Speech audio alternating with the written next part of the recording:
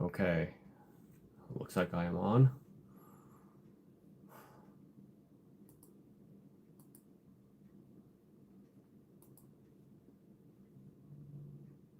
I'll wait for some of you guys to file in before I get this going. Wait for some of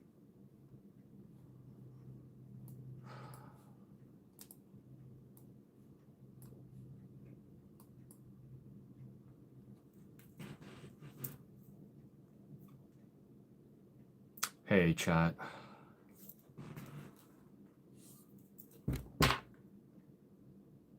Good to see you guys. I don't have enough energy to stay up the night to do the breakdown in full, but I will make myself available for the next, we'll see, hour and change perhaps. Try to cover as much as I can. Those of you guys that are here early, welcome. Trying to get through this illness. I can't really put in all the kind of energy that I want to and need to put into to make a full breakdown, but we'll go over the generalities of what happened, and it's safe to say now that the Warriors are in trouble. Okay, the biggest injury happened almost right away with Al Horford. Al Horford is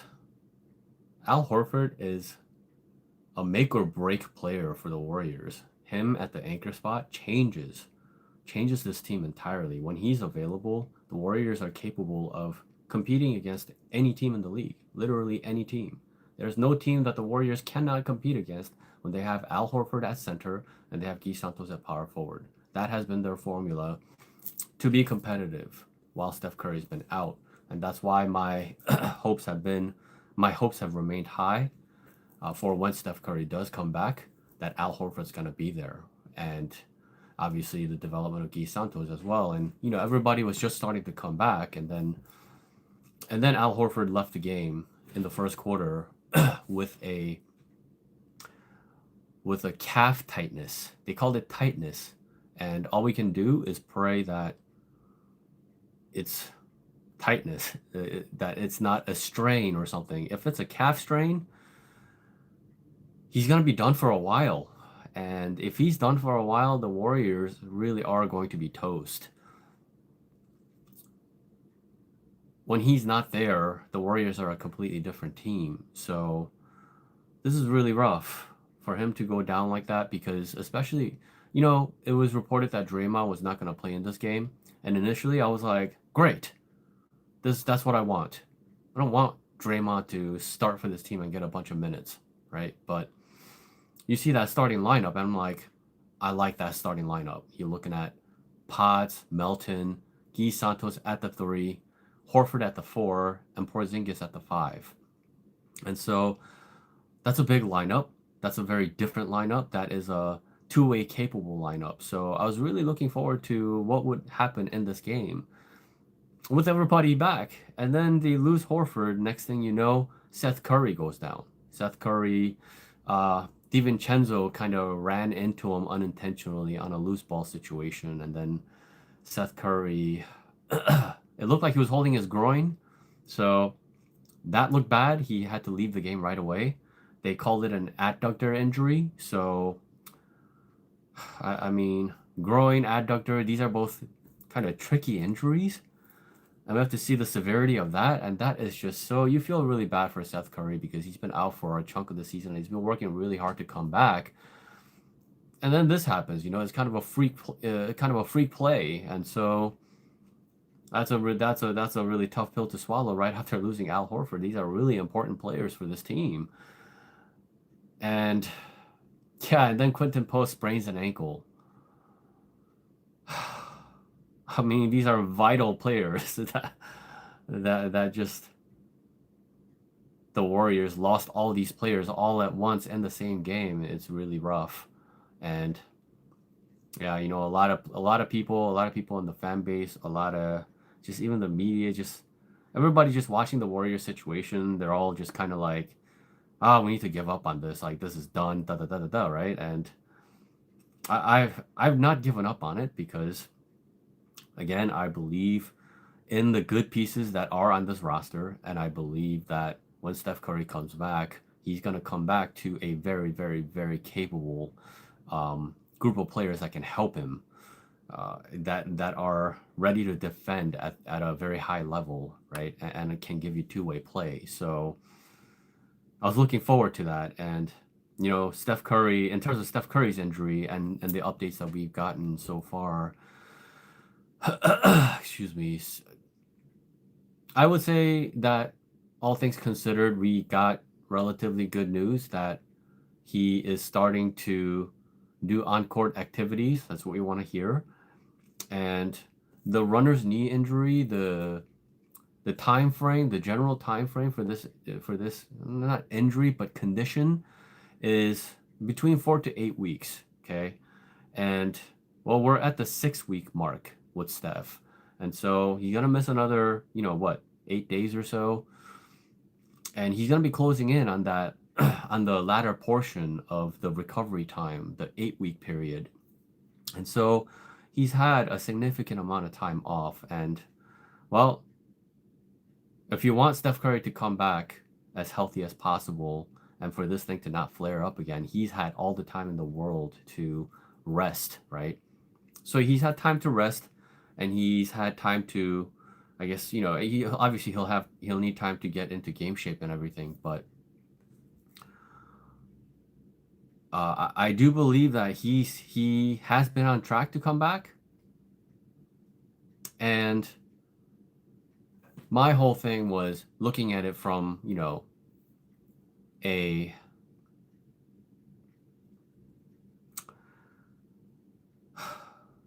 the most positive way to look at this situation, the most positive way to spin it is essentially for the team to finally get healthy, and then for Steph Curry to come back, and then for this team to play a high level brand of basketball in the final 10 games or so, to show what they're capable of going into the play-in, and get out of that situation, and then get into a 7 game series, right? And then just kind of peak at the right time. That's kind of been the biggest thing I've been saying, is peak at the right time. And now we have these injuries, and it almost feels like everything is kind of out the window at this point. But we can't do this doom and gloom situation yet. We have to hear what the situation is for Al Horford, the severity of the calf that flared up tonight.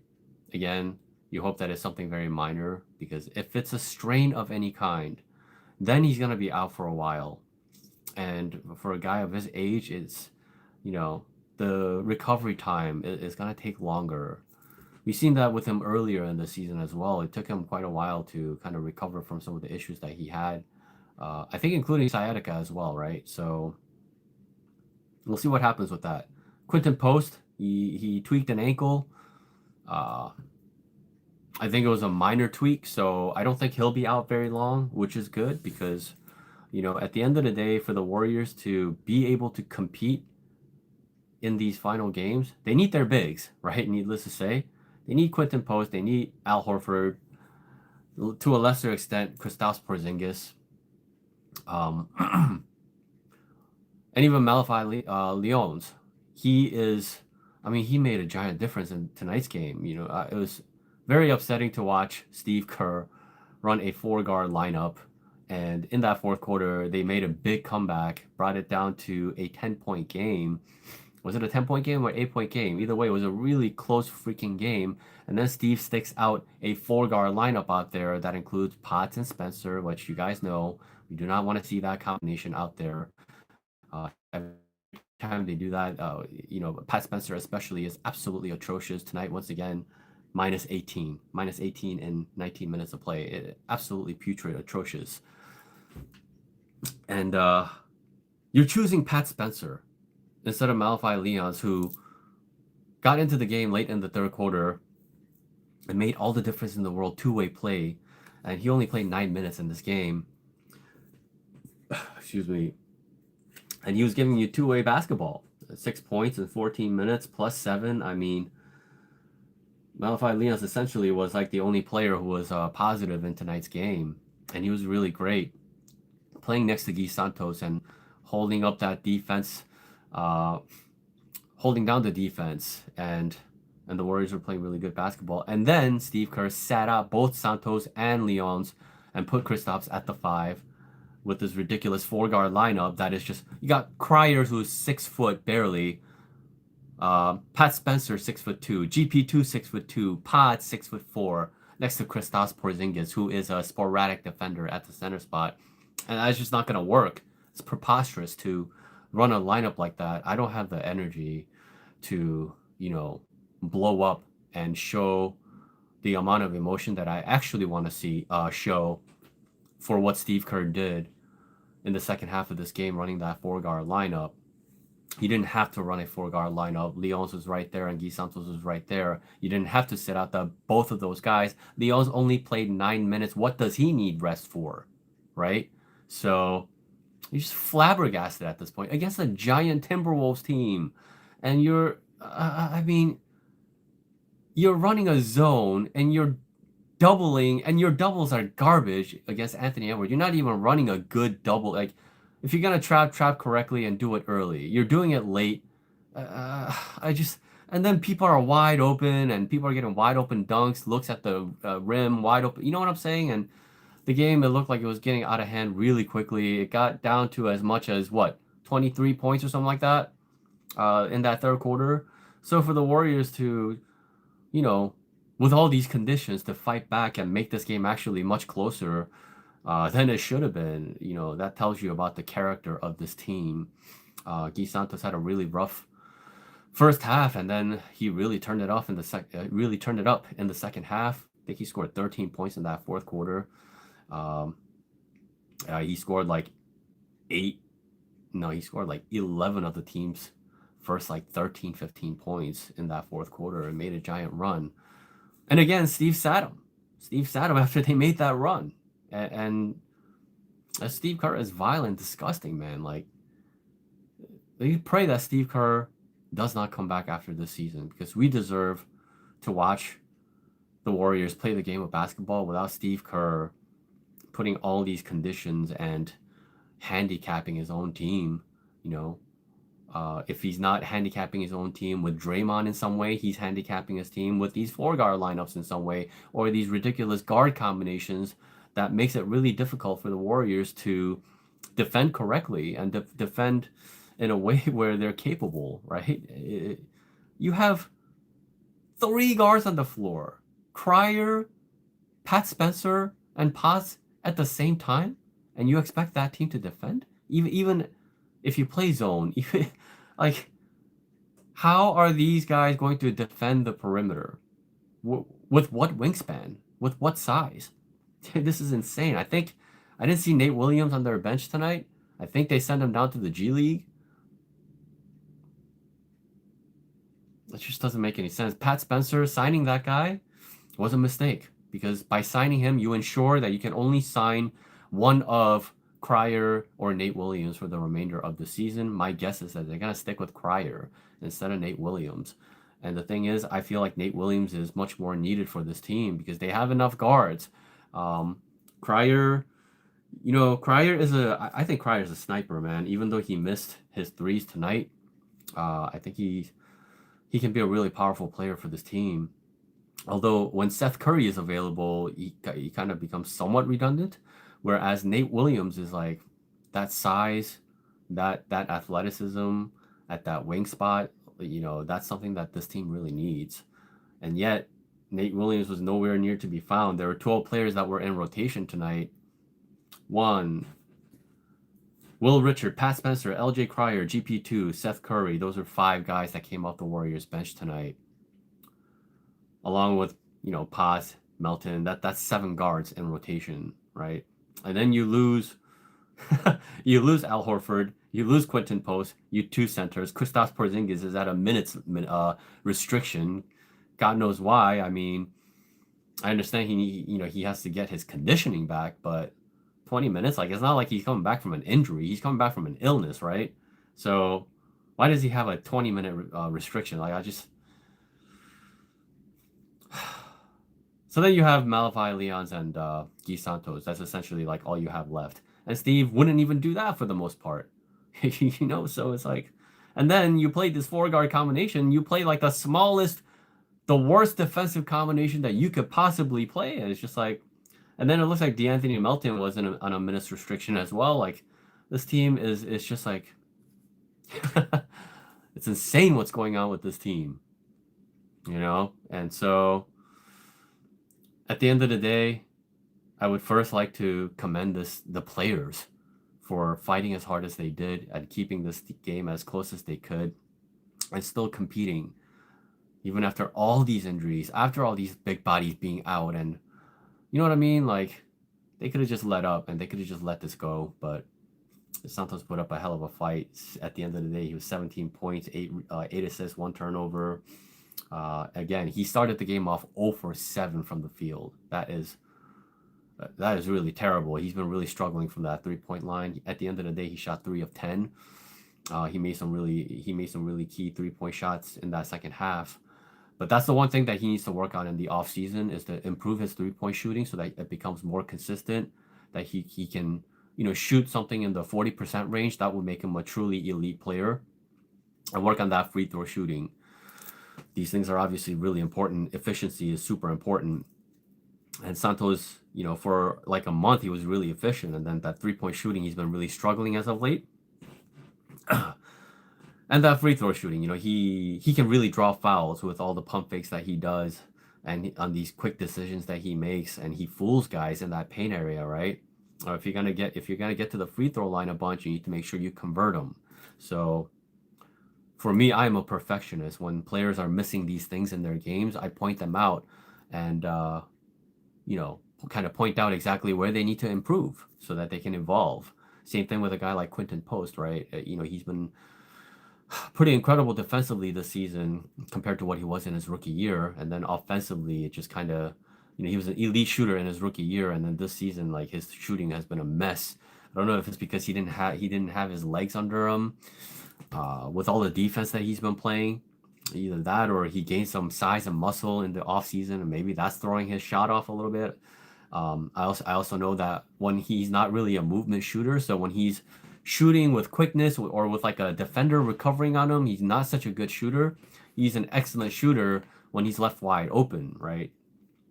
And so those are things that he needs to work on for Post to be a more useful two-way player for the Warriors. He needs to be a more consistent offensive player. You guys want to hear something interesting about Quinten Post? Quinten Post is actually, in terms of points per possession out of the pick and roll, he's like in the top 10 in terms of points per possession out of the pick and roll. That's incredible.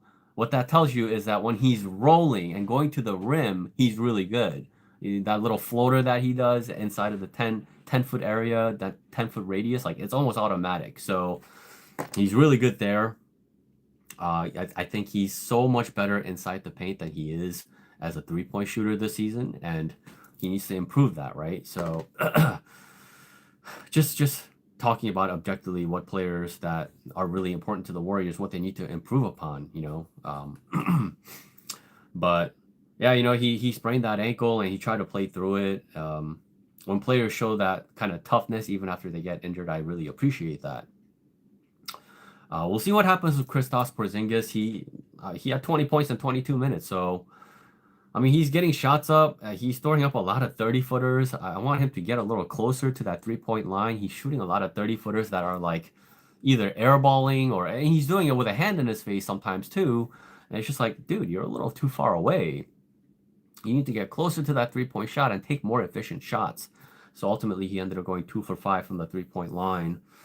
Has some defensive stats: 2 steals, 1 block. Kristaps, defensive scoring wise, you can see what he does, what he provides for the Warriors, right?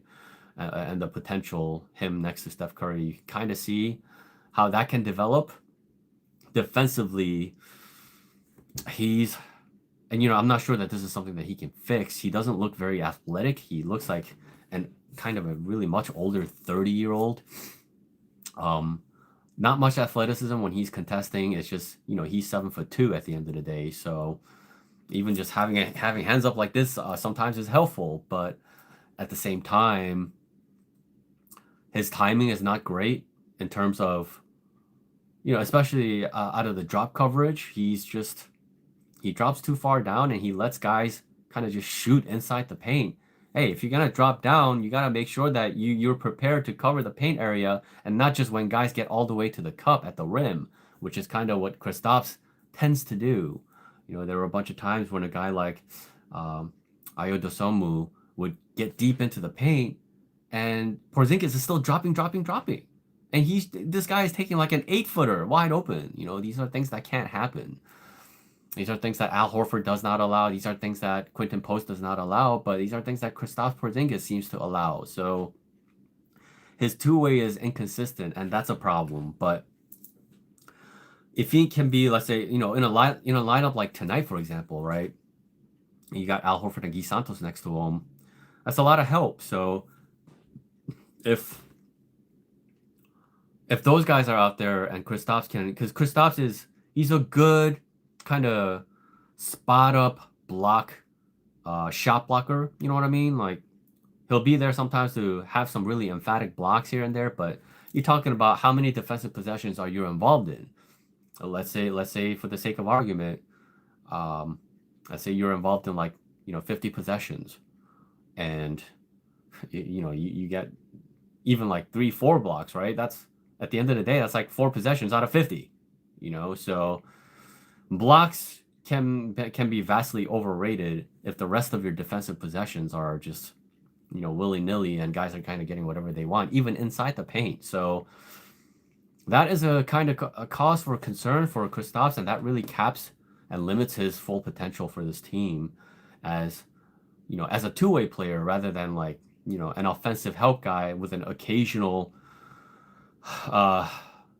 impact on defense. So we'll continue to see how he develops, how his minutes develop for this team. Again, depending on how long Al Horford's going to end up being out for, they're going to have to rely on Porzingis more. And one thing Porzingis said is that he's looking to be healthy for the remainder of the season. We'll see what happens with that. But DeAnthony Melton, I don't know what the heck he hurt something. I forget if the chat can remind me. In the previous year, that's why he missed the previous game, right? And then that Bulls game, man. I know I didn't get to talk to you guys. I didn't get to cover that, but I mean, talk about a game that they should have won. They've just been losing so many games that they should be winning. They should have won the game against the Jazz. They should have won the game against the Bulls. There's so many games that they've tricked off. So much of it is because of Steve Kerr and Draymond Green, and it's a disgusting situation. I just think that Draymond and Steve Kerr both need to be off this team. When the off season comes, these guys need to go. Their usefulness. I mean, Steve Kerr was never useful. He's always been a handicap for the Warriors since at least the 2020s. But Draymond, he has now become a handicap for this team. He's not even good enough for them defensively anymore. He's always been a problem for them offensively. It's the defense that always kept him on the floor. But now that he's inconsistent on defense, now he's inconsistent on both ends of the floor. So now it's like he's probably going to want to either restructure the deal for one last final contract, or he's going to want to hold on to that final contract that's $27 million. I say hold that contract and trade it as an expiring deal. He needs to go. He needs to be. If I'm happy that Draymond is not available for the Warriors, especially you knowing me, understanding how badly the Warriors need to be set in their power forward and center spot for this team to be viable, and for Draymond to be a power forward for this team, and for me to be like, I'd rather that he not play for this team. I mean, that should really tell you something, right? So, yeah, and we'll see about Seth Curry as well. Jesus Christ, man. How unfortunate is, I mean, I don't even know what to say. I'm just praying that every injury that was suffered tonight ends up being minor. That Al Horford's injury is minor. Seth Curry's injury is minor. And I know Quinten Post's injury is minor. That's not a severe sprain. So I'm sure he's day-to-day. I'm actually hopeful that he can play on Sunday. They're going to need him just to be able to compete again. And so, But yeah, this four guard lineup situation, whenever that comes back, you know that that's a handicap every time. The Warriors would have had a much better chance of competing in this game once again if Steve Kerr didn't do that, right? So absolutely awful. Brandon Podziemski played pretty well. 25 points, 8 of 17 from the field, 5 of 10 from the three-point line, 4 of 5 from the free throw, 10 rebounds, 2 assists, no turnovers. With all these bodies missing, the Warriors needed scoring. And Potts really provided that scoring punch, 25 points, led the team. Pretty useful in this game. When I always talk about that combination of Pat Spencer and Potts is bad, it's oftentimes Pat Spencer who gets abused defensively, right? It's not necessarily Potts who's getting picked on and all these things. Potts continues to kind of have his own issues in terms of, he's an imperfect player. He doesn't make passes that he should be making in a timely manner. And there's just it's a slow process sometimes when it comes to his execution. I would say that that's the primary issue. I would say that his off-ball defense has gotten really good. I think his rotations are really good. And I think positionally, he's really sound. He's one of the most sound players at the guard position for this team. But there's a lack of athleticism there. That can be an issue. One-on-one is not good enough, right? So you see the good and bad there. But in terms of like not being able to see teammates sooner enough, like, seeing having a full court vision and stuff like this. I mean, you can say the same thing about DeAnthony Melton. The guy has tunnel vision. I think he's playing for a contract more than like what's the best play to make for the team. Like, he is just looking down and just going straight to the rim regardless of who's in front of him. So there's a lot of good and bad there. There are times where that's been really helpful to the Warriors because they do need that scoring punch. At the same time, like, hey, there's an obvious pass to make there. You got to make that pass, and he's not making it. So, and then late in the second half of the game, the Warriors had like all this momentum going, and he threw this ridiculous overpass to Malphite Leons, where it's just like he just basically passed it to the other team, right? And that play ended up causing a Jaden McDaniels transition dunk, and that really killed the momentum of what they were doing. And that's the kind of thing where it's just like sometimes Melton does these things where you're just like, oh my God, dude, what are you doing? So some inconsistent stuff. I'm always really disappointed when I see veterans. When I see veterans making disappointing plays is when I'm most disappointed.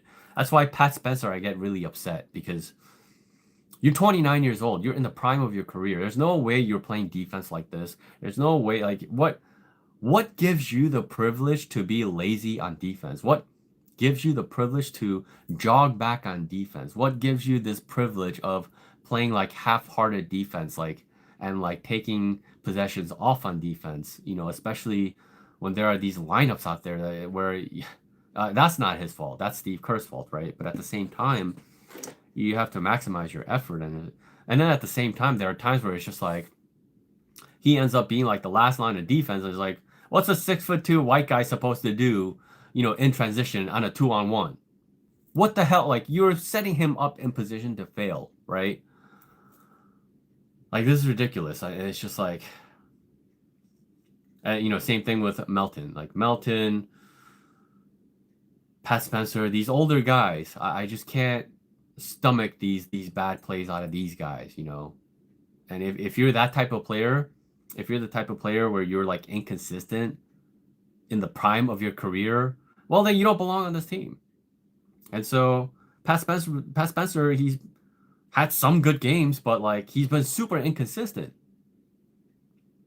And you can definitely put part of that blame on Steve Kerr because he keeps putting out lineups where you're not putting him in position to succeed. You're putting him in position to fail. At the same time, Spencer has also just been inconsistent himself. There was one play where, again, the Warriors had giant momentum, and then he throws up like a 30-footer, and he was like wide open, and it was like,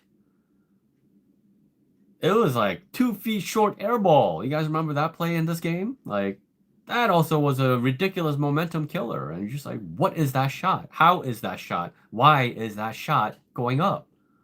So yeah, man.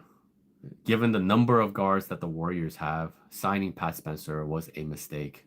I think it's time for the Warriors to just say goodbye to Pat Spencer in this offseason.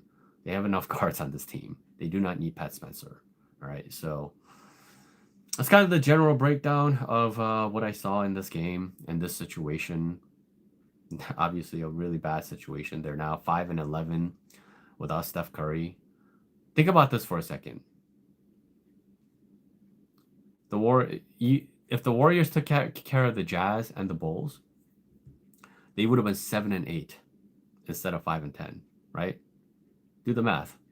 Take the 2 losses off the 10, right? You got 8 losses, and put in 2 wins on the 5, 7. You got 7-8. You would have been 7-8, almost 500 basketball, if you would have just taken care of the Bulls and the Jazz. And you did take care of them until you didn't, right? So again, that was mostly due to Steve Kerr and Draymond Green. So it's very sad, very sad. And now you have this, like, the perception is really crazy, isn't it? You don't take care of these 2 games that you should have taken care of, and then you're 5-10 is completely different than 7-8, right? So it's a really funny thing what these bad losses do to the perception of how people end up viewing this team. You look at 7-8, you're like, this team is like, they're actually surviving and playing pretty decently without Steph. Whereas 5-10 is like, this team is trash without Steph. You see what I'm saying? You see the difference there? And, that's the difference between good coaching and bad coaching. See what I'm saying? So that's all I got in terms of, the breakdown of the general breakdown of what happened in this game. And so I'm going to take a look at the chat. If you guys have some questions that you guys may have been asking that I didn't address, please ask them now, and I'll address as much as I can. Let me just scroll just a little bit. They were within 7 points. The Spencer gave back the lead. Porzingis is a joke. If Steph wasn't showing up to watch these disaster games, I'd be convinced that Warriors told Kerr to intentionally tank. Yeah, no, Kerr is just the most incompetent individual I've ever seen in my life. He coaches with his feelings rather than what is best for the team. You see that ridiculous tiny 4-guard lineup, the smallest 4-guard lineup in NBA history, the smallest lineups in NBA history. And you're just like, no other coach is doing this. Unless they're trying to tank. If they're trying to tank, they may coach the way Steve Kerr coaches. That's a really good way to lose games, right? So the fact that Steve Kerr is not trying to tank and that he's doing these things thinking that these are viable things, I mean, he's disgusting. You play 4-guard lineups to include Buddy Hield instead of a bigger body. You would rather play a 4-guard lineup instead of including Guy Santos to play a more capable lineup, things like this. Look at Buddy Hield with the Hawks, man. Is he playing? He can't even get into rotation for that team. And yet Steve Kerr was willing to compromise everything to play Buddy Hield, to include Buddy Hield, a career losing player, right?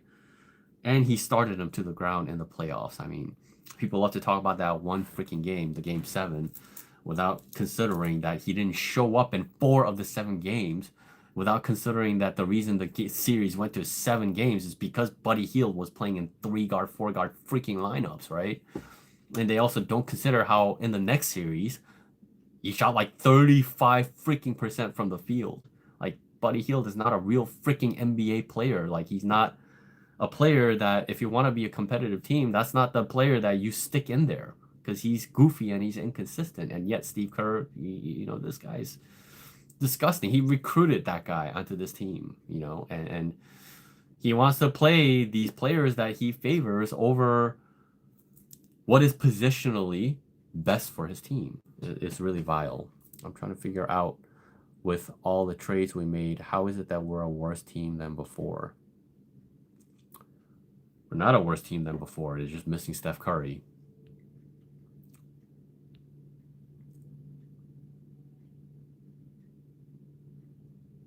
They let all their talent go, just a bunch of role players. Just tank for the rest of the season. What did they do to close the gap to 10 points the first time? Was it a change of lineup? Yes, that's a great question. It was a change of lineup. Steve in that third quarter was running that ridiculous 4-guard lineup, and they were getting destroyed. And then finally, in the final couple of minutes, he was like, maybe the assistant coaches told him something, so he finally stuck Malachi Leons in there. I'm just like, in the first half, I'm like, dude, Malachi Leons was right there. Play him, stop playing a ridiculous 4-guard lineup. And he didn't do it. And then he finally stuck him in there, and Malachi Leons was making a giant difference for this team both ways, right? He's getting defensive stops, and offensively he was making a difference, getting points in transition, getting one-on-one ISO stuff, and giving his team an opportunity to grab some offensive rebounds and put the ball back. And Leons and Guy Santos together made a really great tandem together, and that's how they made a comeback and got this game all the way down to a 10-point game again. That's essentially what happened. And then Steve gave it back again, running the 4-guard lineup with Kristaps at the 5. Absolutely atrocious. Play-in team now going to be like last year again. Tank, get a pick, fire Kerr. Why do you want to pick? I don't understand. At worst they're gonna be the 10th seed. Why do you want I don't understand. How many more young players does this team need? You continue to want to add more young, inexperienced players on this team? That's what you want to rely on? I don't understand. If you care about Steph Curry's final remaining years and to give him the proper pieces to compete, you need size, you need veteranness, and you need guys that have been there and done that. That's how you're going to compete at the highest level, right? Yeah. I'm so tired of drafting these guys that are like, they show potential, but then it's like, oh, they're a rookie, so you can't expect them to be too good. Like Will Richard is a good example of that, right? He's been inconsistent. I don't know if he's hit a rookie wall or what, but at this juncture of the season, it's safe to say that he's no longer a rookie. He's pretty much had close to a full season, right? And then you have a game like tonight, like where he's inconsistent, right? I like his future, but you need now players. I'm so tired of hearing people say, Tank, get some pick. Like, I'm over it. Who are the people above you? Well, the two faces that you see are the same faces. It's Nikola Tesla, the legend, the myth, the legend, the guy who is also right here, Nikola Tesla.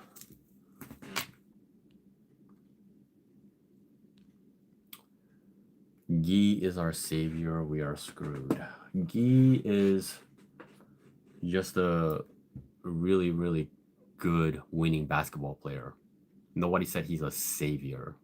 Like you're just hyperbolizing the development of Guy Santos. A great story. He's like the only guy. He's 23 years old, and in the past month he's been a top 45 best player in the league statistically. What are you talking about?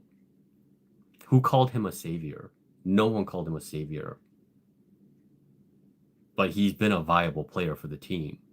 And he's been an utter positive for this team. He does everything for the 8 assists in this game. He creates for this team the way a point guard can. He creates better than Pods. He creates better than Pat Spencer. He creates better than D'Anthony Melton. He creates better than most guards on this team. while playing the power forward position, while playing the small forward position, while being multi-positional, while also being able to space the floor and shoot the three, while also being comically efficient inside the paint, shooting well above 50% from the field. Great rebounder, great defender, deflections left and right, steals all the time consistently, is able to block shots, contests everything. What are you talking about? What are you complaining about when it comes to Santos? Incredible connecting piece who has become an incredible two-way player for this team that's going to help this team win. And they went, and people don't realize when they went on that giant run with Jimmy Butler, guess who else was really involved in that process? Santos. What is the complaint there? I think it's time to embrace the tank. Get a lottery pick, fire Kerr, trade Dre, and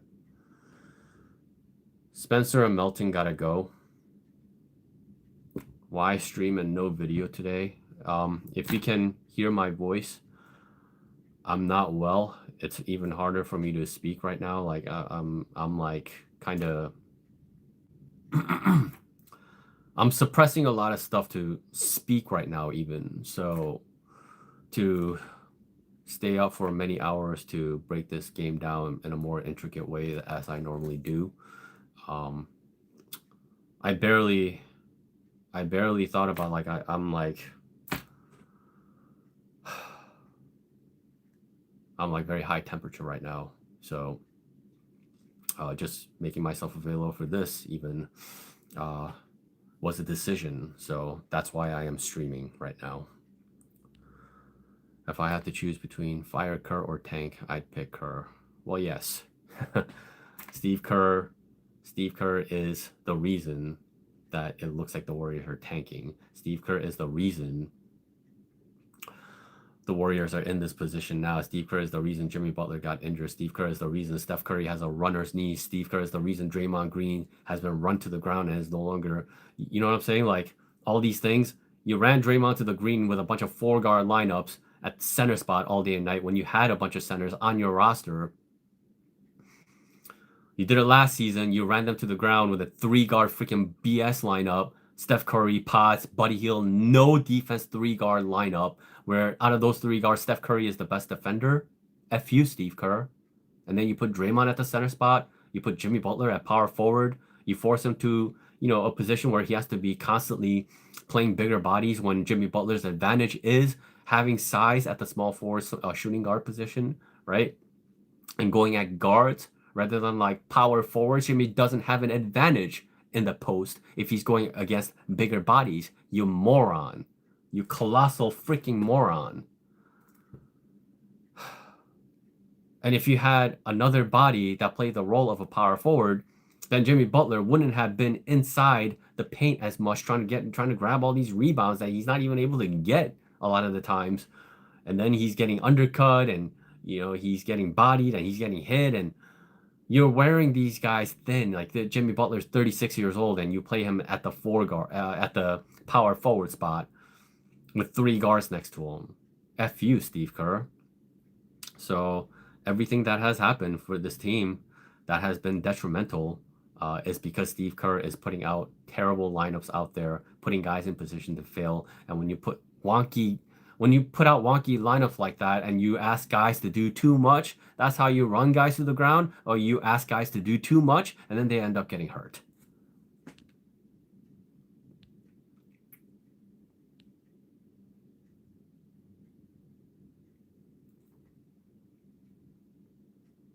Is Derek White a role player?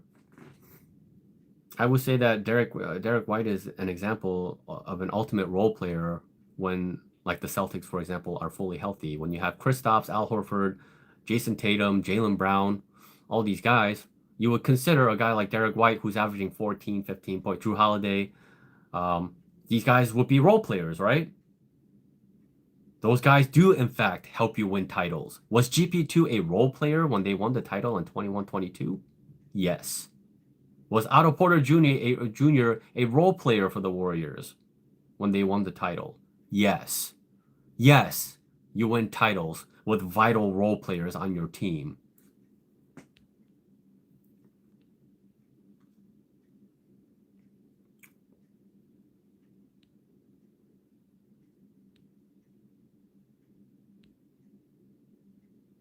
Kerr even said Heel was a good defensive player. He's a deluded, like, POS, man. Deluded POS. I think Nate Williams, they sent him down to the G League with all the bodies available for tonight's game. Because I didn't see him on their bench. Yeah, they could have used him. What do you think the Warriors need to do to get the momentum back again this season? Health. You got to pray that the guys that got injured tonight are, are available sooner than later.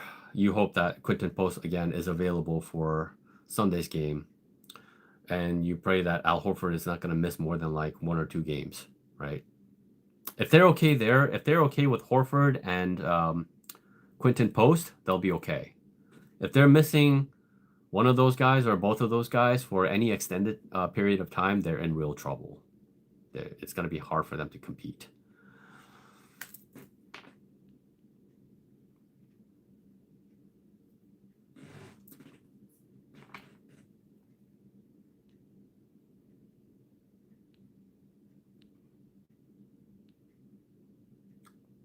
We should trade Jimmy? Yes.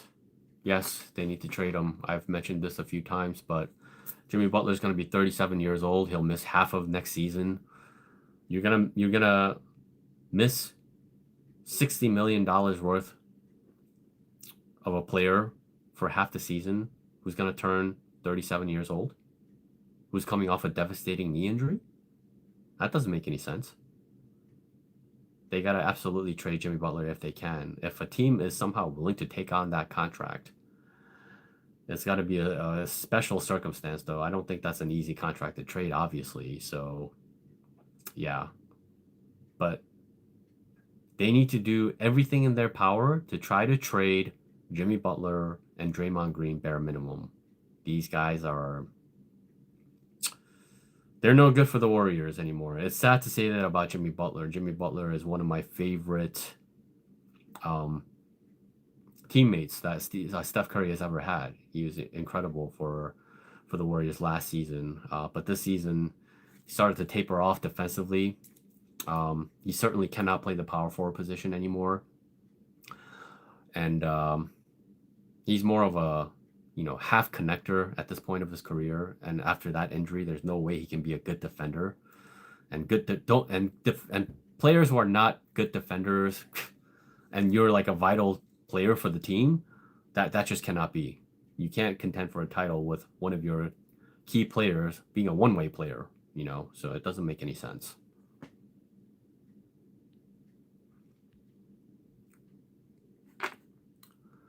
Joey Vitale, enjoy the Hawks, man.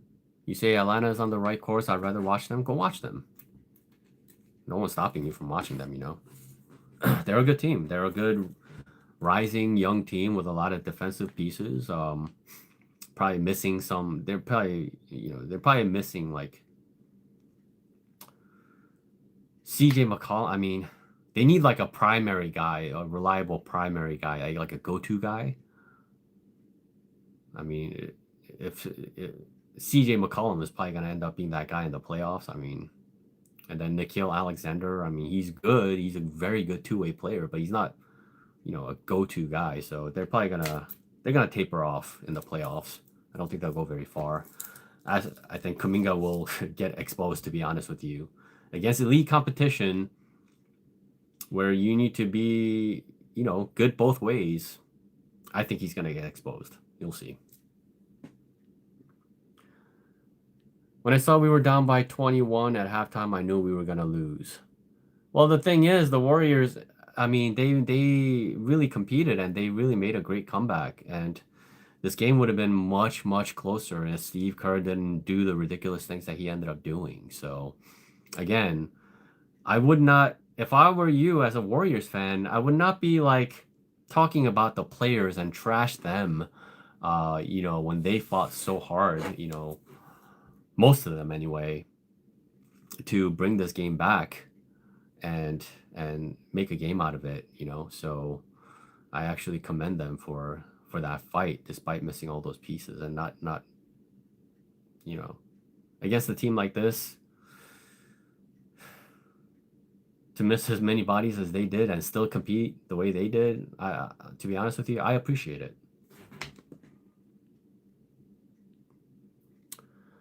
Even play-in looks difficult. Play-in is guaranteed. The Grizzlies are tanking. So even if the Warriors start voluntarily tanking, they cannot catch up to the Grizzlies at this point. The Grizzlies are on a mission. So the Warriors are going to be a play-in team either way.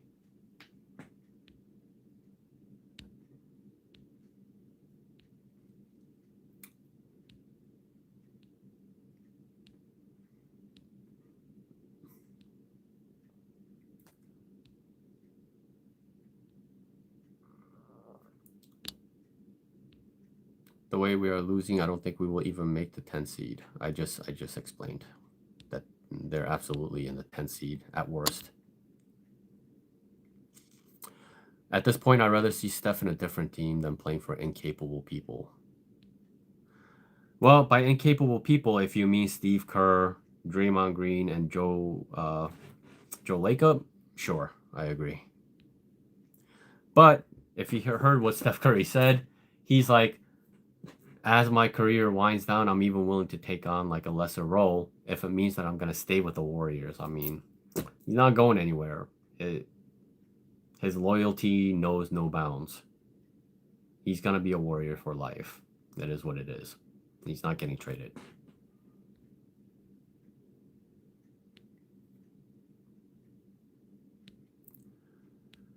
Can we get Kawhi Leonard? I mean, that's just no point in that discussion. Actually, when it comes to Kawhi Leonard, and you look at the combination of him and what's that kid's name? The kid that they traded for, Darius Garland. That's a really interesting dynamic there. That's a really good, like, you know, I didn't like that small backcourt of Darius Garland and what's his name? Like, I can't, in my mind, it's Donovan Mitchell. You know, that it's too small defensively. If you want to go all the way, you can't have a backcourt like that, right? You need somebody in that backcourt who is a better two-way than those two guys. You know, if you don't, then somebody's gonna get exposed, and it's gonna be difficult. And whereas you put him next to Kawhi Leonard, and you don't have that problem, you know. And then like the other guard for them is like Chris Dunn, who's like a dog. That guy's a freaking dog, man. I wanted that guy on the Warriors when he was with the Jazz. I'm like, you know, whenever this guy plays for the Jazz, like they compete at a high level because he's like an elite POA.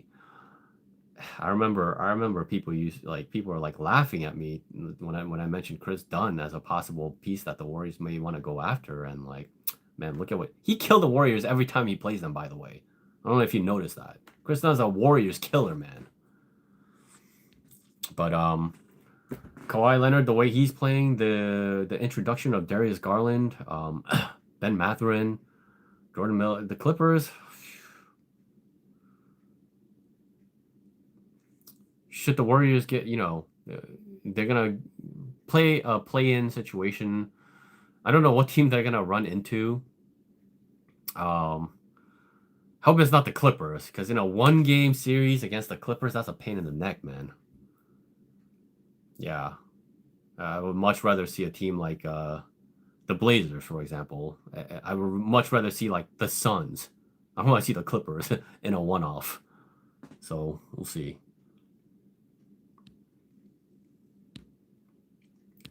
I need to see this offense revamped. It's 2026. We are going to every game, disregarding that it's a copycat league. Kind of surprised Kerr has even allowed him to be any sort of facilitator. If you mean Guy Santos, kind of surprised Kerr has even allowed him to be any sort of facilitator. If you mean Guy Santos, I agree with you. There are some things that Steve Kerr has improved upon this season. The guy has hated the pick and roll forever and hasn't done it in you know, most of the 2020s. But he's been allowing that to happen a lot more this season. He's allowed a guy like Guy Santos to create a lot more with the ball in his hands. You know, That's another thing about Steve Kerr's offense, is that he doesn't feature anybody. He doesn't allow anyone to be great. And that's changed a lot. And I mean, you even look at a guy like Kristaps Porzingis and the shots that he's been allowed to take, you know, and that is like, yeah, in some ways Steve has improved, but so basically he used to create like 15 problems. The Warriors used to have like 15 problems manufactured by Steve Kerr, and now it's more like 5 to 7 problems, but it's still like, when these problems are being created by your own coach, that's a handicap. It's just to what degree, right? So he has gotten better. I will say that. But still, when you've been coaching this team for as long as you have, and you still can't recognize that when you run a 4-guard lineup and 3 of them are tiny and non-defenders, what do you think is going to happen there? The worst thing about it is that you don't have to play a lineup like that. You're voluntarily going to a lineup like that. It's like, you're spotting the other team points while your team is down. How disgusting is that?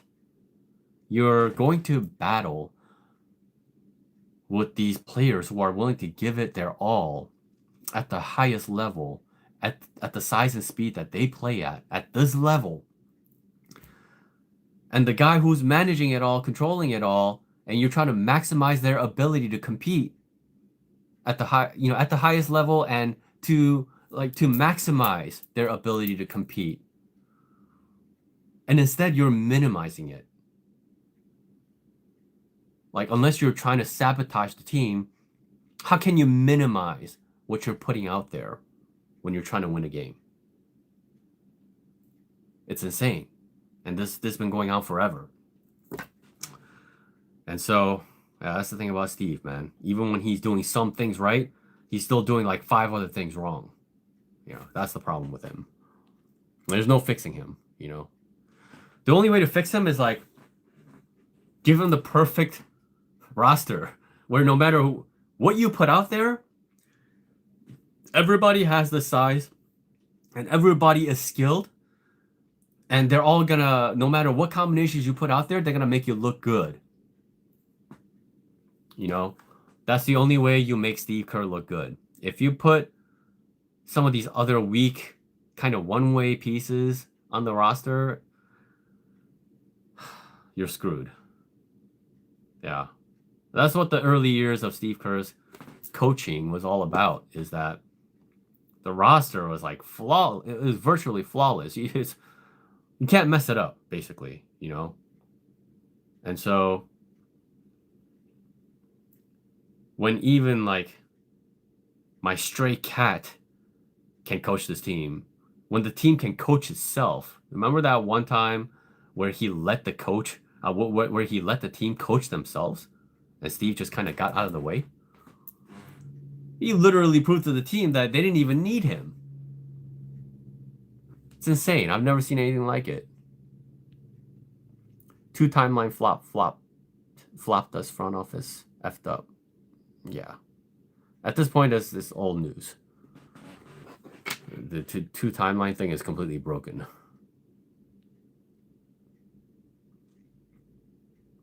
I'm honestly surprised this team is still 500 with Kerr's radical small ball.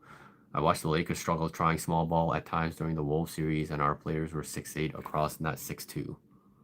Yeah.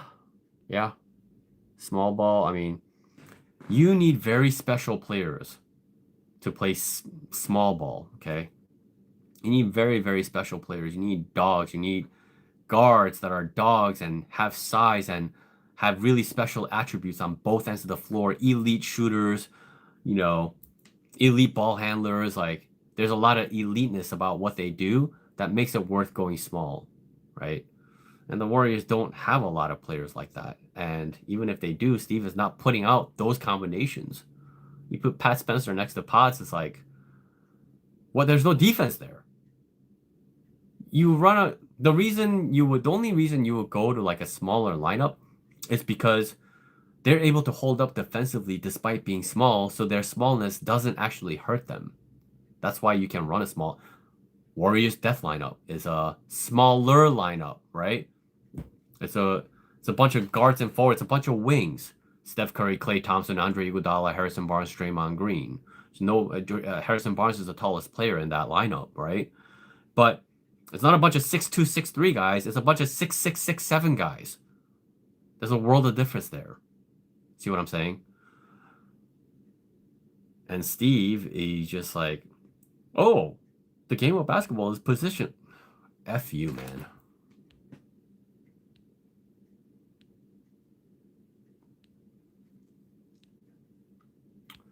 Let me catch up a little bit in the chat. Draymond podcast that no one watches. I mean, if he took questions from people, but not Draymond. Draymond is washed up and even he knows it, but he wants an extension. To be honest with you, man, like Draymond's podcast, I don't want to hear from him his opinion about what's going on around the league, what he thinks about Jason Tatum, what he thinks about Bam Adebayo scoring 83, what he thinks about this and that. It's like, dude, shut up. You stink. It's like, yo, these players, they're quitting their podcast because they're stinking up the floor. They can't do both at the same time. Look at Paul George, man. Like, look at Cam Johnson. You know, these guys are doing podcasts while they're playing at the same time. It's like two different careers. Focus on your incredibly lucrative career of being an NBA player. You know, you want your voice to be heard at the same time? Then retire and go do that. What are you doing, man? You're stinking up the floor. You're not improving your game. And you're at the same time, you're doing a podcast talking about other players. Like, what? Are you stupid? Who would you want the Warriors to draft depending on the Warriors draft number? I don't want to talk about any draft pick, all this stuff. I'm not interested. The only thing I'm interested in right now is the Warriors season and the players that are involved. Steph is expecting a star in the offseason. Cool. That's offseason talk. Yo, much love from PEI Canada. NBC Santiago. Much love. Appreciate you. How do you feel about Michael Malone coaching this team if he gets an offer? Would be incredible. If Mike Malone took over this team, that is a no-nonsense coach. He is very intense. And he does not accept like bad defense and stuff like this. He would never throw out like some stupid four-guard lineup out there. So absolutely, Mike Malone would be incredible for this team. Mike Malone has a familiarity with Steph Curry because he used to be their assistant coach. So, and he's a championship coach. So, and he would maximize the final years of Steph Curry in a beautiful way. At the same time, I believe Terry Stotts can also be an incredible coach for this team. There's plenty of coaches that can take over and be 10 times better than Steve Kerr. Because Steve Kerr is a handicap. Anybody's better than a handicap, right? So, yeah.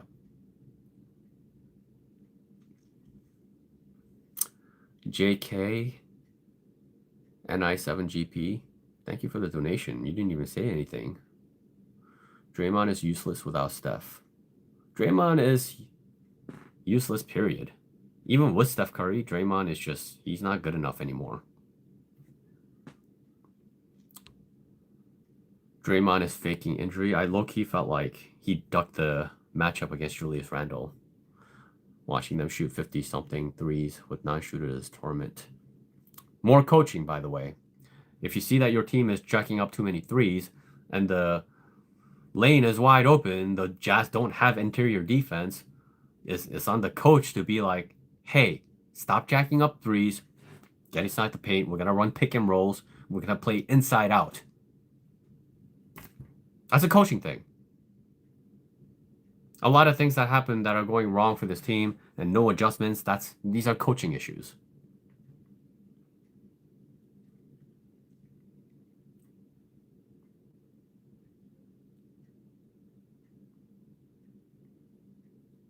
So many questions about the draft, man. Jesus.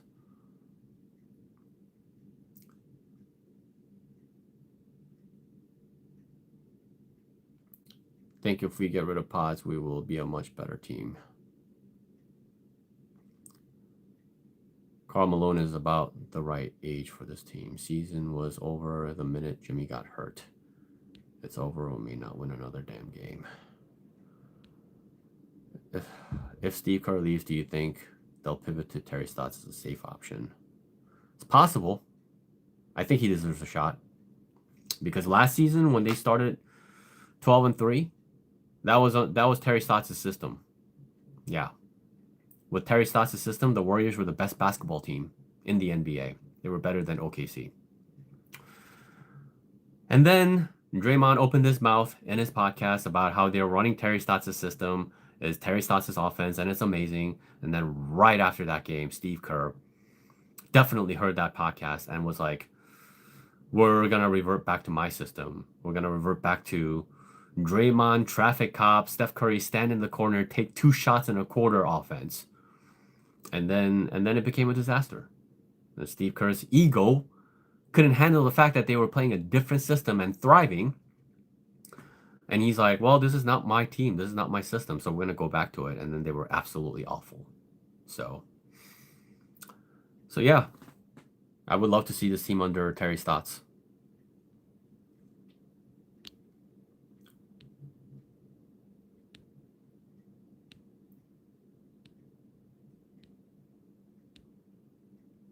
So what's the plan moving forward? Can we get the 7th seed? No, I think 7th seed is out of the question now. I think the Suns are, 5 games above the Warriors? Jesus. They're 6.5 games above the Warriors now. It's done. The Warriors can only hope. They're now 2 games below the Clippers. They can only hope for a miracle to possibly get the 8th seed. Otherwise, they'll be the 9th or the 10th seed. It feels especially that way with Al Horford, all these injuries from tonight. If the guys can come back sooner, I wouldn't rule out 8th seed.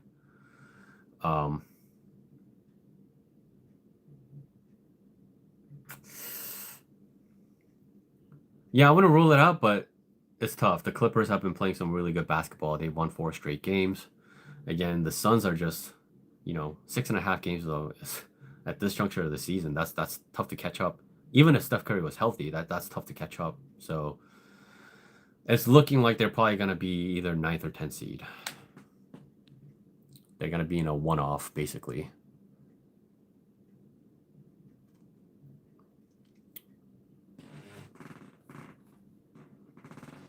I think with Malone or Stotts, we wouldn't be seeing more big guard lineups. Okay, guys, I'm going to take a few more questions, and I'm going to close it off.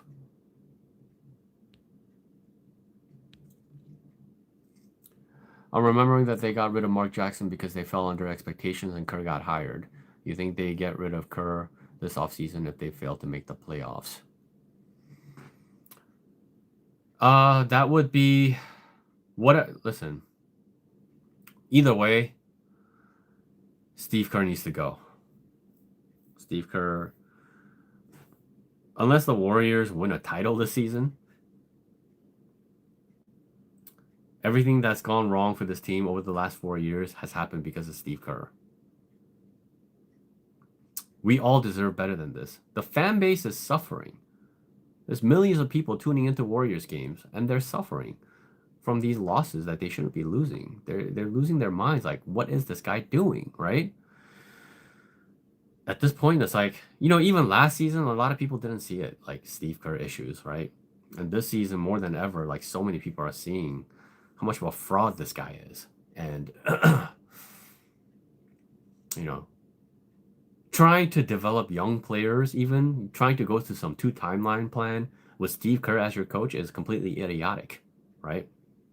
And Steve has pretty much stated that he's probably going to stop coaching when Steph Curry retires. So he's going to duck the smoke of being a garbage coach when he doesn't have Steph Curry next to him. Guy's disgusting and vile, man.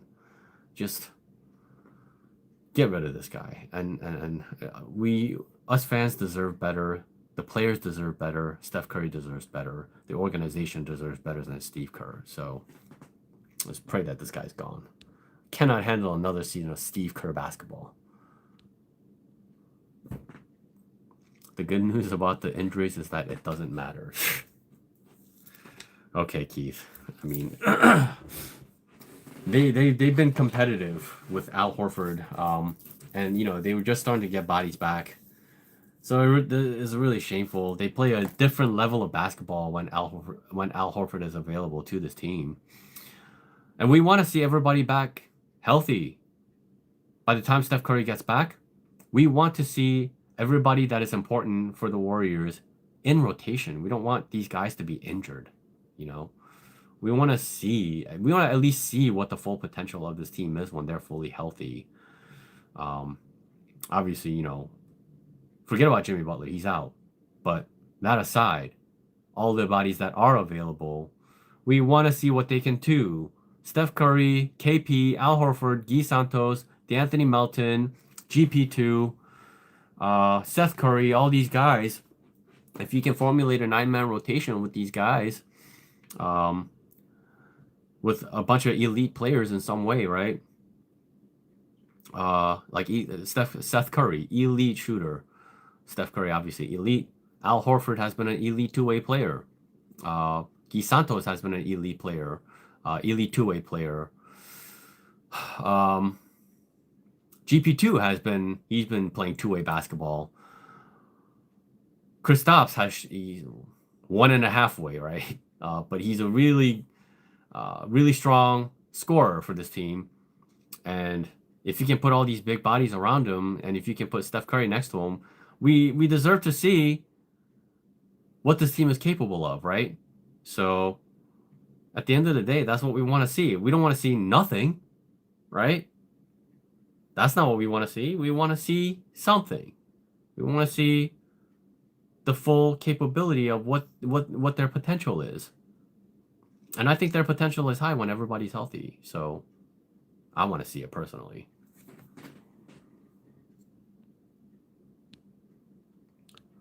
These are supposed to be world-class professional athletes, yet get hurt when they run into someone. Bunch of pansies. Listen, I don't know what you're saying. The game of basketball is, first of all, it's a grueling sport. It's a contact sport. It's a life-altering sport. The longer you play this game, the more compromised your body will be. Your body will never be the same if you play this game for a long time at any level. At any level. Right? Basketball is no joke. So I don't know if you play basketball, but I wouldn't disrespect it the way you're disrespecting it. How many games do the Warriors win on the road trip is entirely dependent on their health and what bodies are available moving forward. We need to see the severity of the injuries suffered from tonight's game. Again, pray that they're all minor injuries and nothing serious, especially Al Horford. The calf, we do not want to hear the word strain. We don't want to hear calf strain. Then his season might be over for all we know, right? So that's the last thing that we want to hear. In your analysis, how would you see Malone or Stotts utilize the bigs and the guards, or in other words, maximize? Well, the best way to maximize the bigs and find balance is to make sure that you put out lineups that work defensively. Whatever you decide to run defensively, right? So Terry Stotts may very well keep Jerry Stackhouse and run the same thing. And what they do when they have Jerry Stackhouse is that they run a lot of zones, and they do a lot of funneling to the centers, do a lot of drop coverage, and they do a bulk of the work. The power forward and centers are a vital part of what they do on defense, because all the guards, they just funnel, right? They do a lot of ice coverage. They do a lot of, sending guys to the baseline, and then the centers are going to be there, right, to be in their way. And well, those things are only going to work if you have guys that are capable of playing those roles at the positions that they're put in. So needless to say, a center is always got to be out there. Draymond is never going to be at the center spot if Stotts or Malone is the coach. And then at power forward, you need somebody who's capable of playing a secondary anchor role. So that means somebody who can help the center, right? Help the helper. So if the center is helping a guard, right, because somebody has penetrated, then the other team's center is going to be open. That means the helper's helper, that being the power forward, has to be capable of covering that center, right? And being able to, because that guy may have to be guarding somebody out in the perimeter, right? But at the same time, if they see that they need to help the helper, then they need to drop down and they need to make these decisions on the fly, right? And not everybody's capable of doing these things, let alone just switching to a center, right? And that's why Santos is so good, because he's capable of doing that. You know, you have to peel switch, and these things that happen on the fly on defense, you have to be able to do that. And you have to be able to guard a center one-on-one and be able to contain them and be able to box them out. And so when you have 4 guards out there and you got, like, for example, when Steve Kerr threw out a 4-guard lineup and you had like Seth Curry stuck on an island guarding Naz Reid, I mean, that is just, I don't know what else to call that other than sabotage. You got Seth Curry guarding Naz Reid one-on-one. Seth Curry can't guard Naz Reid one-on-one, let alone switch to a guard. I mean, switch to a center as a helper's helper. Like, what? You have 4 guards on the floor. Nobody's capable of being helper's helper. If one of those tiny midgets gets stuck against Rudy Gobert is going to get a dunk or you end up in the free throw line.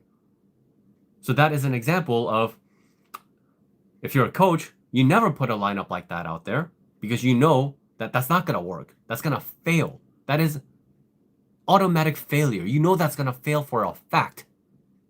You know that's going to fail before it even happens. The moment you see that lineup out there, you know it's going to fail. And when you know that a lineup is going to fail, you don't put that lineup out there. But you see Steve Kerr doing this with no issues.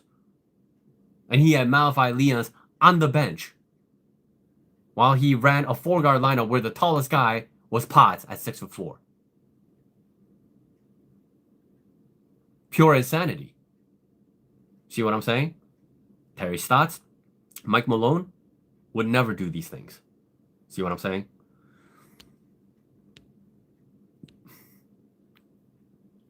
I feel like either Steve has memory loss or betting, also coaching too. Kerr has built this team around himself, a small, slow role player. Steve Kerr's a narcissist, man. He acts like this high and mighty, super nice guy and all these things, but at the end of the day, he does what he feels like doing rather than doing things, even if he doesn't want to do it. You do it for the sake of what's best for the team, and he refuses to do these things, right? He refused to bench Buddy Hield forever because he recruited him and he believed in him and he trusted him. So it didn't matter that he stunk up the floor and shot 30% from the 3-point line, even though he's a supposed shooter, because Steve Kerr is using him absolutely horribly.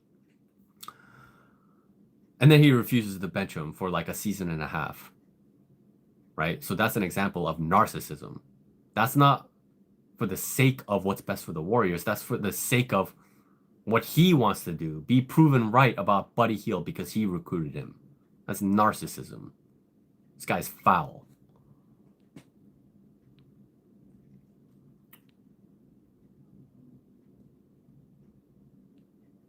Do you believe Warriors will make it out of play-in if reasonably healthy? It's possible. So it'll be difficult because the rest will be against them. And one-off, anything can happen. Right? So you need a lot of luck and fortune for them to get out of the play-in with a fully healthy team. But they would certainly be capable, yes.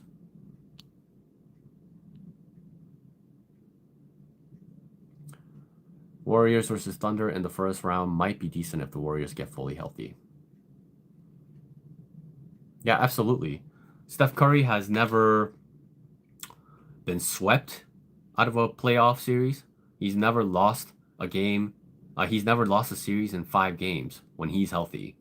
The one time that happened was last season when he was not available against the Timberwolves. Steph Curry in the playoffs has never gone to less than a game 6. And so, Steph Curry, again, if the Warriors are fully healthy, I think they can beat any team. That's what I believe. Of course, it's always difficult because of Steve Kerr, and it all depends on what he does, right? But in the playoffs, rotations have to shorten. You have to pick the right guys to play. And the Warriors, with a fully healthy roster, let's try to pick out like nine viable players, okay? Steph Curry,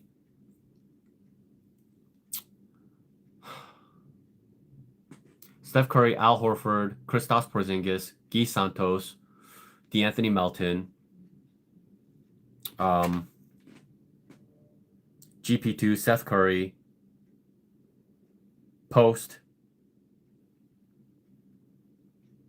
If you want to add Moses Moody in there, you can. Although I think Moses will struggle defensively. That's already 9. I haven't mentioned Draymond. I haven't mentioned Pods. Who am I missing? I wouldn't mind seeing LJ Cryer in there as well. I think if they have to choose between LJ Cryer and Nate Williams, unfortunately, they're probably going to go with LJ Cryer. I only say unfortunately because I think Nate Williams should be in there because I think his defense, one-on-one defense, would be really important in the playoffs.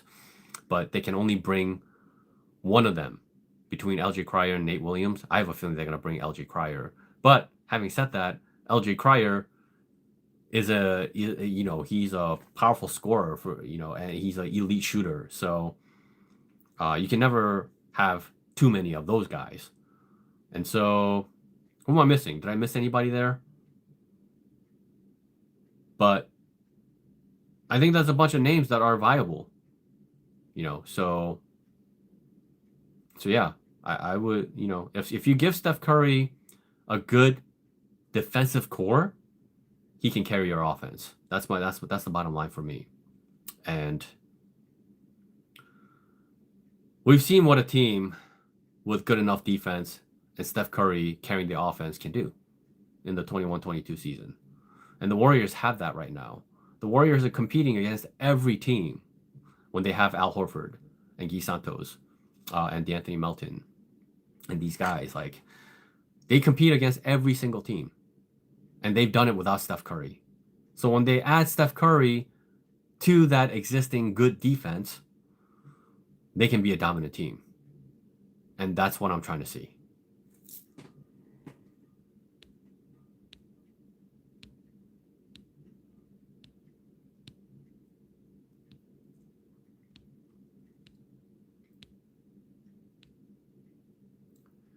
Do you really believe we shouldn't be losing these games? We're just not that good. We don't have that. Dude. Like, you have short memory or something? The Warriors won the Bulls game. They were up by like 7 with like 80 seconds left to go in the game. They won that game. And then it was tricked off. What do you mean? That they shouldn't be losing that game? You don't think that they should have won that game? They win that game if Draymond doesn't foul at the end. He fouled Jalen Smith before he even got a shot up. You don't think they should have won that game? There's no logic there. The Jazz game. They should have won that game. Should have won that game. They were settling for a bunch of threes. And even then, they should have won this game. But what happened? Draymond allowed a game-winning 3 to Hinson. Some guy named Hinson. So, what, you don't think they should have won that game? Of course they should have won that game. Their record would be completely different if they won that game. I don't understand.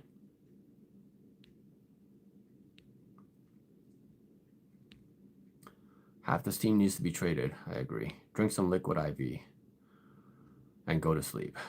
Yeah, that's a good idea. I think they should rest Steph until and Givens 86. I think they should rest Steph until next season. We aren't playing for anything, and the risk of a catastrophic injury is too great with what Kerr insists on surrounding him with on the floor. Well, that's the thing is when you have Kristaps and when you have Al Horford and when you have Guy Santos, you have too many guys that you have to play. Right? It's impossible to go too small when you have bodies like that. It's just that tonight, the big bodies got injured. But that's why I'm saying that I feel hopeful when Steph Curry comes back is because they have these vital big bodies that cannot sit. They have to play, right? And when they play, the Warriors are really good, especially Al Horford. So that's why I wouldn't say that we're not playing for anything. These guys have been fighting their tails off. The losses are really unfortunate, and Steve Kerr is really disgusting for allowing it to happen. But they're putting up a fight in every single game, and that's really impressive to me. And so, again, add Steph Curry to that equation, they're winning most of these games. That's the difference. And Steph, if he's not 100%, I do not think that he will come back. This is not one of those injuries where you can play through it. If you're feeling pain from it, you have to sit out. That's why I'm trusting that if he's fully ready to go, he'll come back, right? Only when this thing is gone, he will come back and play. That's my belief. And so, because I know that he's gonna come back only when he's fully healthy, and I know he's not gonna come back if he's still feeling anything there, I'm not worried about him getting hurt, because you know what I mean? Because he's gonna come back okay. Yeah, and then he's gonna have an entire off season. I don't see where he's gonna end up getting hurt. If anything, he'll be really fresh. He'll have had two months off. He'll be the freshest player out of everybody in the entire NBA. So when you think about that for a second, that's actually potentially that's very scary. A fresh Steph Curry going into the final games of the season.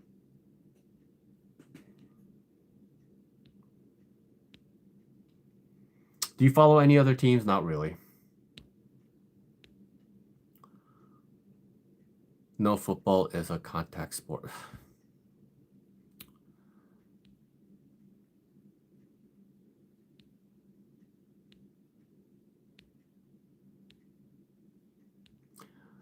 Okay, maybe a couple more. If I see any good questions, I will address them, and then we'll close for the night.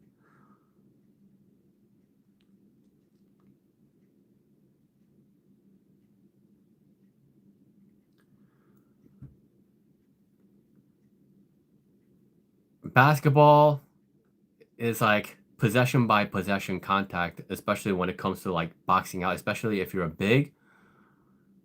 It's body to body contact. You're fighting with your weight against somebody every single possession to grab that rebound. It's a fight. It's a dog fight. And basketball, you move in every direction, right? And you get fouled in every kind of way. You get contact in every kind of way. And you can get hurt in so many different ways. The sport that suffers the most amount of injuries is basketball. Look it up. So it's cool that you play college football. It doesn't mean that you should disrespect the physical nature of the game of basketball. It's a dogfight out there when it's real competition, when it's real competitive. Guys get into fights all the time. It's because it's freaking gets physical. It gets nasty out there. So I don't know what you're saying, man. If you're a big football player and you can hold that contact well, good for you. But if you consistently play basketball, you're gonna deal with a lot of and competitive basketball. I don't know what you're saying.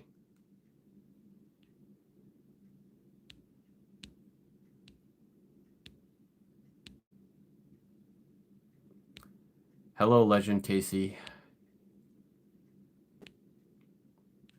Do you think you can say the Warriors do not really have an identity anymore?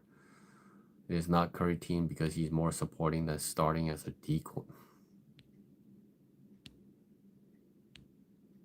All right, let me just drop down a little bit. I play college football and basketball at Eastern Oregon University. Steph Curry is the GOAT. I agree with you. You know ball. Refs call Warriors games differently. Every single nationally televised game without fail, they will screw the Warriors. Adam Silver is against Steph Curry since the 2020s. He wanted parity in the NBA, and Steph Curry did not give him parity for like 5 straight years, right? So he, for one reason or another, have it out against the Warriors. There's no question about it. The refs manipulate every single nationally televised game where the Warriors are playing against a big matchup, big team. They get screwed. The refs are blatantly cheating them without fail. It's insane, and that's something that they have to overcome regularly. And they have overcome it. They'd be able to overcome it regularly if they had a better coach. When you have these refs cheating you and Steve Kerr cheating the Warriors at the same time, you're playing 5-on-9. It's very difficult to overcome.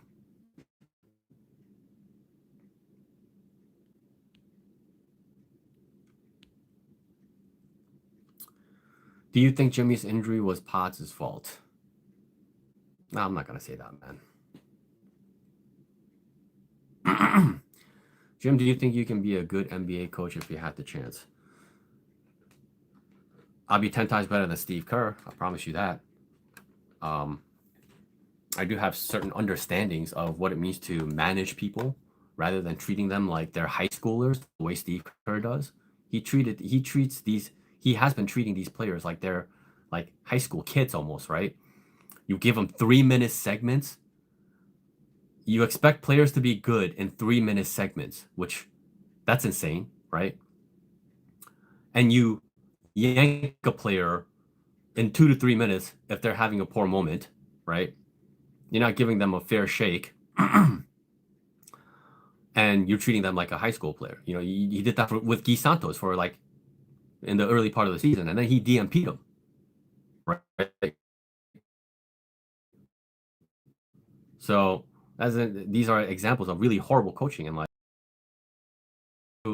As a leader, you're supposed to empower these players, give them the confidence to believe in themselves and be like, hey, I have you in rotation. I have this version of yourself. Go out there and do what you do best. At the same time, I have I have certain prerequisites for you to be in rotation. I need you to go all out defensively. I need you to, this is what I would say to certain players. It's like, I am relying on you and depending on you to get stops. Play your hardest every single possession on defense. And if you do that, I will give you the freedom to do what you do best on offense. We'll run various things, cause all of you guys to get involved in some way and do what you do best. Okay, I'm gonna highlight the things that you do best, and I'm gonna make sure that I'm gonna put you guys in position to succeed with combinations that make sense, that make you defensively powerful as a unit, as a team, and as individuals. I'm gonna challenge you to play your hardest on defense. That's the best way for you to stay on the floor. If you do that, I'll take care of you. And also, there's a lot of talent on this roster. I believe in a lot of you guys, but I have to sit some of you guys out because in order for this team to thrive, the guys that are in rotation are going to have to play a certain amount of minutes to be in rhythm and to really play a role for this team. But if somebody gets injured, then you're the next man up, and then I'm going to trust you completely and utterly and fully. You know what I mean? Like there's a lot of things where you can empower a team and the players to be the best version of themselves and to give them confidence, right? Even if they're screwing up here and there, as long as they're playing their absolute hardest at my request. If you're doing these things that I require of you to play winning basketball, then you're going to be in rotation. and you're gonna put up a lot of stats. You're gonna do a lot of things, and your value is gonna go up. I'm gonna help you get paid while we maximize the success of our team. At the same time, understanding the hierarchical nature of the fact that this is Steph Curry's team. So first and foremost, we're going to prioritize Steph Curry. And when we prioritize Steph Curry and we play defense for him and we play defense for each other, then everything is going to work out. The selfless nature of playing the game this way is going to allow, Steph Curry is a selfless player as well. So when he gets going and he's on fire and all these things, and the defense starts doubling him and trapping him and all these things, all of a sudden everybody's going to get freed up. The game's going to become easy and we're going to go freaking dominate. So there are certain ways that I believe that I can absolutely empower players. At the same time, coaching isn't necessarily like, where I feel my strongest, it's just common sense stuff. You know what I mean? As a leader, you need to be tough-minded and you have to be able to do difficult things, sit some guys out, pick out your best 9 guys, 10 if you're that deep, right? And make sure that they're playing, their correct positions, they're playing the correct amount of minutes, all these things. And, I may form relationships with some of these players and I may like this guy. He may be the 11th man, 12th man, but I'm not going to be like, oh, I like you, so I'm going to have you cut in front of a guy who should be the 9th man. I'm going to make you the 9th man. This is the kind of thing that Steve Kerr does. He's disgusting, But again, like I said, these are more common sense things, which is why, I kind of point out what he's doing wrong from just the common sense from. It's so obvious, right? My thing is more like, I'm going to identify the players. I'm going to scout which players are viable, which players are not viable, which players are championship caliber, which players are not championship caliber, which coach is good enough, which coach is like, really understands what winning basketball is, and which coaches are not, right? Being able to identify everything within the structure of a team. And so for me, the role that I would enjoy the most is more in the front office, like a general manager type, where I do the scouting and interview the players and scout the players and see how capable they are, see how incapable they are, and being able to make decisions on the fly, make them quickly, and then pick and choose players and then decide very quickly whether they're viable or not, and then be able to move based on those decisions, rather than like not being able to figure things out and like, oh, I need to see this guy play for 2 years before I can make a decision. That would be an example of somebody who doesn't deserve to be a general manager, because then you're wasting years, right? Then you're slowing down the progress of your team. You have to identify these things quickly, and you have to have an eye for these things. And that's where my specialty lies. So that's what it is for me.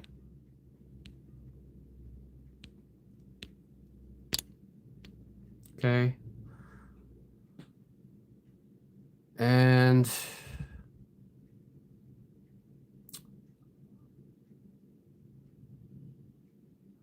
do you think Jimmy should play a shooting guard with Gia small forward once he comes back? I think Jimmy should be traded.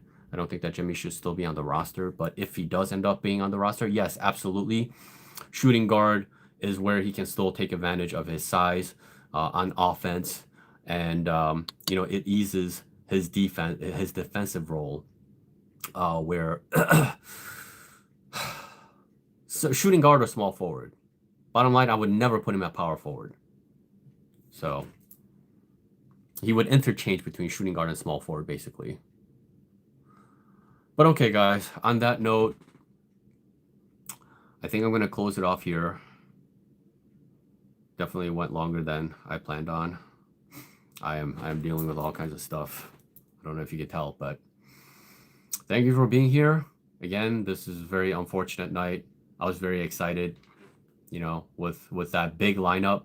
Kristaps, Al Horford, and Guy Santos. That's an amazing big lineup, right? Unfortunately, it did not last very long. The guy that we could not afford to lose, we lost. So if you care about this team, if you want to see these guys finish the season with healthy bodies at the very least, then pray for the well-being of Al Horford, Quinten Post, Seth Curry, and of course, Steph Curry. And we'll see. We'll see how we feel depending on what news comes out about these players. And then we'll continue to break down as necessary. Hopefully, I will get better soon so that moving forward, I can do the detailed breakdowns that I do after games instead of doing like a live.